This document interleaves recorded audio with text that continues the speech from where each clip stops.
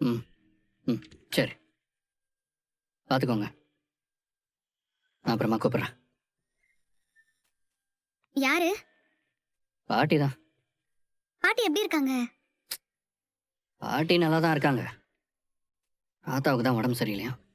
தாத்தாவுக்கு என்னாச்சு? பிபி கொஞ்சம் லோவா இருக்கா. ஐயோ. பயப்படுற மாதிரிலாம் ஒன்றும் இல்லை. ஆ. என்ன, திடீர்னு அவருக்கு உடம்பு சரியில்லைன்னு தெரிஞ்சதும் மனசுக்கு ஒரு மாதிரி கஷ்டமா இருக்கு. நான் வீட்டில் இல்லைங்கிறத நினச்சி பாட்டியும் தாத்தாவும் ரொம்பவே ஃபீல் பண்ணுறாங்க. நானும் அவங்கள ரொம்பவே மிஸ் பண்ணுறேன். தாத்தா ஹெல்த் நல்லா இல்லையான்னு வருத்தப்படுறதை விட என்னால் இப்போ வேறு எதுவும் பண்ண முடியாதுல்ல. நம்ம போய் அவங்கள பார்த்துட்டு வரலாமா? ம் வேணாம் காவேரி. ஏன்? போய் பார்க்குற அளவுக்குலாம் பெரிய பிரச்சனை இல்லை. டாக்டர் வீட்டில் தான் இருக்காரு. அவர்கிட்ட கூட பேசிட்டேன்.